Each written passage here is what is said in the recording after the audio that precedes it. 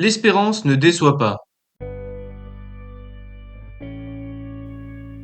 La semaine dernière, nous avons vu à quel point le christianisme avait changé le monde romain. Le témoignage des premiers chrétiens est pourtant un trésor pour nous aujourd'hui. Leur mode d'agir nous montre en quelque sorte le comportement qu'il faut adopter pour notre société actuelle, où nous sommes parfois tentés de vivre notre foi de manière repliée. Dans l'épisode précédent, je disais que fouiller le passé permettait d'éclairer le présent pour mieux préparer l'avenir. Alors, comment vivre de manière concrète notre foi dans le monde actuel? Cela me fait une excellente transition pour cette dernière partie. Je ne sais pas vous, mais avec du recul, quand je lis les Actes des Apôtres, qui est un livre situé dans la Bible juste après l'évangile de Saint Jean, j'ai l'impression de presque lire un traité sur l'espérance. Et nous allons voir pourquoi. Je vais m'expliquer.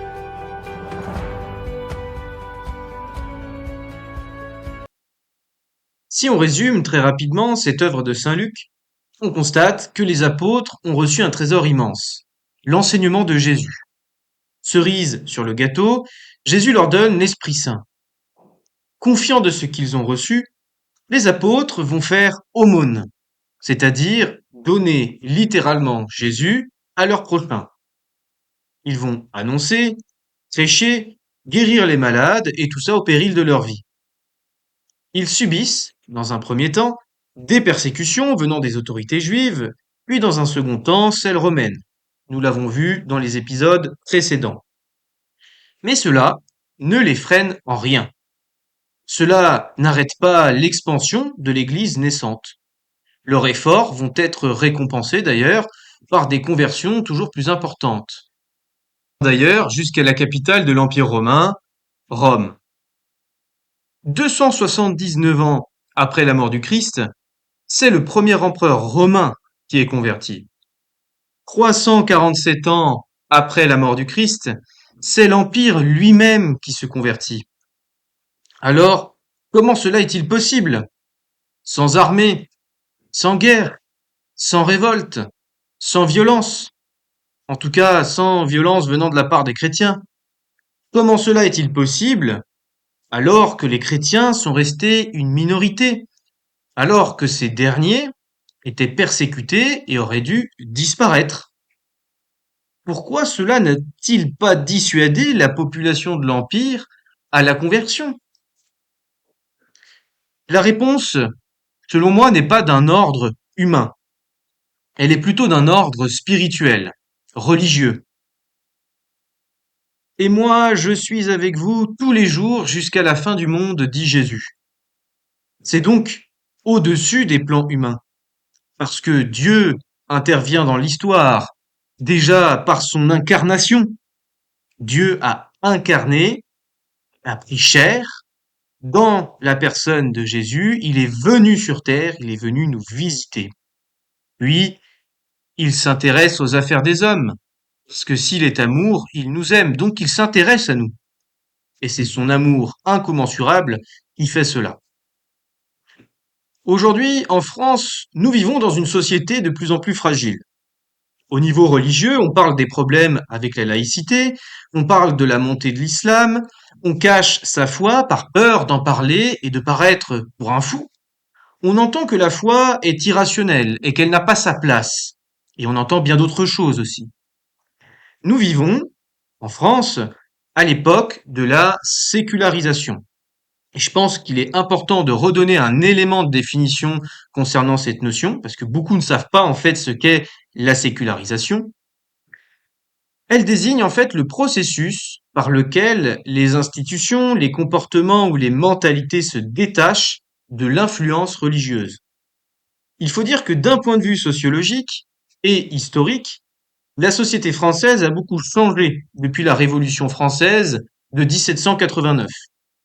Aujourd'hui, nous ne sommes plus du tout dans un mode de chrétienté, nous ne sommes plus en chrétienté, et selon moi, au moins depuis les années 60, mais cela ferait l'objet d'une bonne discussion dans une autre vidéo.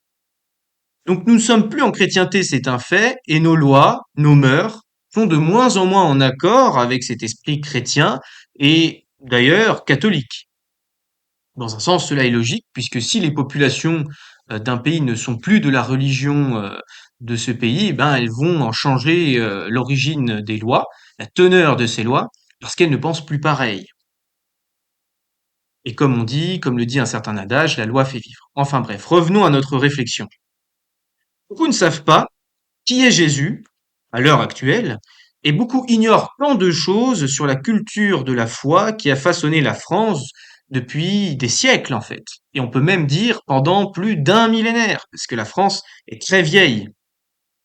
Et d'ailleurs, certaines personnes pensent que Jésus est un personnage qui n'a jamais existé, alors que, à l'heure actuelle, la communauté des scientifiques disent bien qu'il est un personnage historique. On l'apprend en faculté d'histoire, on l'apprend à l'école. Beaucoup ignorent encore que ce sont les chrétiens qui ont façonné les hôpitaux, que de nombreux hommes d'église ont été les auteurs de grandes découvertes scientifiques, comme le père Georges Lemaître, qui était un prêtre, hein, c'est pour ça que je dis père Georges Lemaître, qui a été l'inventeur du Big Bang. Quand on parle du Big Bang, on a l'impression souvent d'être à contre-courant de la religion, d'être opposé des idées religieuses. Or, il n'en est rien puisque c'est un prêtre scientifique qui a amené cette idée scientifique. Bref, on pourrait en dire tant. Beaucoup ignorent ce que l'Église a apporté au monde. Nous sommes tentés de vivre notre foi de deux manières, repliés et cachés. Mais n'ayons pas peur d'être chrétiens, car nous portons quelque chose de formidable.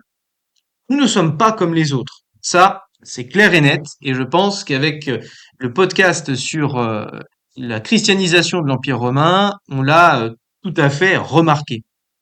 Pourquoi nous ne sommes pas comme les autres? Puisque nous avons reçu le don de la foi. Et Dieu est venu vers nous et il nous a bénis. Pour citer encore saint Paul, qui est désormais très présent au sein de ces podcasts, dans sa première épître aux Romains, au chapitre 1, verset 16, il nous dit: Car je n'ai pas honte de l'évangile, c'est une force de Dieu pour le salut de tout homme qui croit. Je peux répéter: Car je n'ai pas honte de l'évangile, c'est une force de Dieu pour le salut de tout homme qui croit. Dans sa lettre à Timothée, saint Paul est en prison. Il encourage cependant son disciple à ne pas avoir honte de l'évangile, même si cela implique des souffrances. Les souffrances, quelles qu'elles soient, mènent à Dieu, plus qu'elles n'en éloignent d'ailleurs, car beaucoup de témoignages vont aussi dans ce sens. C'est pour ça que je me permets aussi de le dire. Il n'y a qu'à regarder les premiers chrétiens. Le véritable missionnaire est celui qui affronte. Nous n'avons pas besoin de faire comme saint Paul, à aller de ville en ville, à prêcher sur les places publiques et à se faire lapider. Mais dans notre quotidien, nous pouvons déjà, par notre exemplarité, notre comportement, répandre le doux parfum de l'Évangile. La vie et le monde ne sont pas tendres, mais Jésus le sait, et il nous dit: Voici que je vous envoie comme des brebis au milieu des loups. Soyez donc prudents comme les serpents et simples comme les colombes. C'est situé dans l'évangile de saint Matthieu au chapitre 10, verset 16. Le pape François disait que la première manière d'évangéliser passe d'abord par le comportement. Pour ceci, nous avons besoin de cohérence, car c'est cela que les autres vont regarder en premier chez nous. Cette personne qui se dit de telle religion est-elle cohérente avec ce qu'elle dit, avec ce qu'elle pense? Essayez de vous poser cette question vous-même en tant que chrétien. Si vous avez envie de donner Jésus aux autres, eh bien, posez-vous la question si d'abord vous êtes cohérent avec ce que vous croyez et si vous êtes en accord avec ce que vous croyez. Comment donner envie ou faire envie de connaître et aimer Jésus si nous-mêmes, nous ne le connaissons pas? Et saint Paul nous dit dans son épître aux Romains, au chapitre 10, verset 14, qu'on ne peut pas aimer sans connaître. Et il est vrai que face à la déchristianisation de la société, face à la sécularisation, nous avons perdu des repères qui se sont répercutés. Et en plus de cela, dans notre culture religieuse. Il est vrai que face à la déchristianisation de la société, face à la sécularisation qui a été mise en place, nous avons perdu des repères qui se sont répercutés, en plus de cela, dans notre culture religieuse, qui a impacté la notion de transmettre, la notion de transmission. Les familles chrétiennes, et plus particulièrement en fait les familles catholiques, puisque c'était la religion majoritaire de la France jusqu'à un temps, ont perdu cette notion de transmettre. C'est pour ça que la France s'est déchristianisée progressivement. C'est pour ça aussi qu'il y a de moins en moins de catholiques chaque année en France depuis les années 60 et même un petit peu avant. En fait, nous avons perdu des piliers solides. Et ceci, nous le voyons aujourd'hui dans le fait que la religion et la spiritualité, de manière générale, reviennent en force. Alors, c'est notamment le fait que beaucoup de jeunes se posent des questions sur en fait les grandes questions existentielles de la vie, pourquoi la mort, où va mon âme après la mort, quoique la question de l'âme est un peu mise de côté avec le matérialisme aujourd'hui. Mais voilà, ces questions existentielles reviennent. Il y a aussi le retour, le grand retour de l'ésotérisme, qui n'est pas en fait une nouveauté, hein, parce que certains disent oh, ce sont des nouvelles pratiques religieuses, des nouvelles croyances. En fait, non, elles existaient bien avant le christianisme. C'est même une des, enfin, l'ésotérisme, si on résume ça à une religion, parce qu'en fait c'est bien plus vaste et bien plus compliqué que ça existe bien avant le christianisme et c'est d'ailleurs une des plus anciennes croyances du monde. Puisque dit-on, comme j'ai entendu dans mes cours d'histoire, que la religion serait née dans l'observation des astres. D'ailleurs, aujourd'hui, je me permets toutes ces digressions parce qu'elles sont en fait très importantes dans la compréhension de notre sujet. C'est de dire qu'en fait, voilà, il y a des personnes qui disent je n'ai pas de religion, mais qui après, par exemple, vont regarder leur astrologie sur un magazine ou à la radio. Mais en fait, l'astrologie est pleinement une croyance, parce que c'est croire que les astres ont des répercussions, ont des conséquences sur nos actions, sur notre vie. Or, en tant que chrétien, d'ailleurs l'Église s'est exprimée sur l'astrologie dès les premiers siècles du christianisme. Pourquoi? Parce qu'en fait, c'était une croyance qui était très répandue dans la société et les premiers chrétiens n'étaient pas au goût du jour, surtout n'étaient pas informés exactement sur tout ce qui se faisait, etc. L'Église a pris du temps aussi pour réfléchir sur les éléments de la société, en fait. Et quelque chose qui est très compliqué, c'est de prendre du recul sur la société. Et ça, on peut pas le faire du jour au lendemain. Ça demande du temps, ça demande de la réflexion, ça demande aussi d'avoir des personnes qui soient formées. Et on ne se forme pas du jour au lendemain. On prend du temps, comme une personne qui gagne aussi de l'expérience au fur et à mesure de sa vie. Les chrétiens, ils s'inscrivent dans cette réflexion-là. Et donc, l'astrologie, pour un chrétien, c'est pas possible. Pourquoi? Parce que, comme je vous l'ai dit dans l'épisode précédent, un chrétien ne croit pas au destin, il croit en la providence. Or, dans l'astrologie, on croit fermement que les astres vont dicter les actions du jour ou de ceux qui vont venir. Mais en fait, dans la mentalité chrétienne, on ne peut pas concevoir une telle chose. Pourquoi? Parce que ce n'est pas des étoiles qui vont guider mon mode d'agir, qui vont guider mon avenir. Je suis aimé par Dieu et je suis libre par essence. Et dans cette liberté, qu'on appelle la providence, je suis libre de choisir ce que je veux pour mon avenir. Donc, avec ce retour massif de soif de spiritualité, de soif de religieux, de soif de sacré aussi, on peut aussi parler du sacré. Le catéchisme dit qu'il existe en chacun de nous cette soif de connaître Dieu. C'est en nous, c'est dans l'identité profonde de l'homme.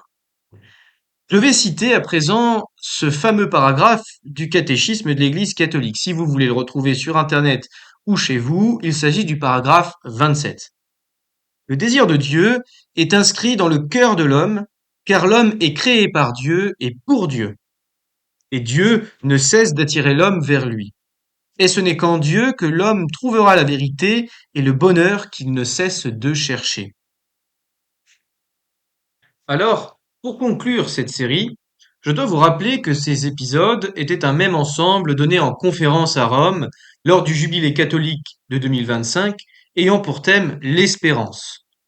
La question initiale était la suivante. Comment vivre sa foi dans un monde qui n'est plus chrétien? Pour répondre au mieux à cette question, j'ai mobilisé des éléments historiques afin de donner un éclairage qui, je l'espère, pourra guider chaque personne à fortifier et comprendre sa foi. Il est vrai que ces épisodes proposent une réflexion destinée avant tout à un public averti, à un public chrétien.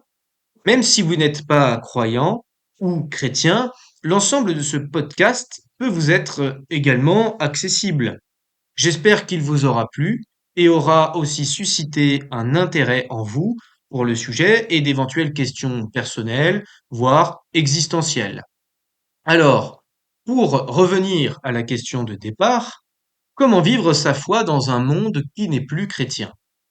Saint François de Sales nous donne une réponse simple et lumineuse. Il faut fleurir là où l'on a été planté. Autrement dit, c'est ici, aujourd'hui, dans le monde tel qu'il est, avec ses défauts, que nous sommes appelés à vivre et à témoigner du Christ. Et pour ça, on a un exemple magnifique, celui des apôtres et des premiers chrétiens. Ils n'avaient ni pouvoir, ni influence, ni sécurité. Pourtant, par leur foi, leur espérance et leur amour, ils ont profondément transformé le monde antique. Ils n'ont pas fui la société dans laquelle ils vivaient. Ils ne se sont pas repliés sur eux-mêmes. Au contraire, ils sont allés de l'avant. Ils ont ouvert leur cœur au monde romain, à ses blessures, à ses injustices, à ses peurs, et ils ont aimé. Ils ont aimé même quand on les rejetait, même quand on les persécutait. Et c'est justement cet amour désarmé, cette charité vécue au quotidien, qui a fini par faire tomber tout un monde païen. Leur attitude est une vraie leçon pour nous. Les premiers chrétiens n'ont pas cherché à imposer la foi, ils l'ont incarnée, ils l'ont vécue. Ils ont choisi d'aimer, de pardonner, d'espérer. Et c'est ainsi qu'ils ont changé l'histoire. Alors, à leur exemple, ne nous replions pas, n'ayons pas peur du monde. Ne vivons pas dans un entre-soi chrétien avec des personnes qui pensent toutes comme nous. Fleurissons là où Dieu nous a plantés et vivons l'évangile pleinement.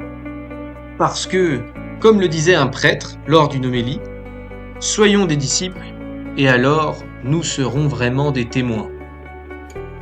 Je vous remercie pour cette écoute et à bientôt.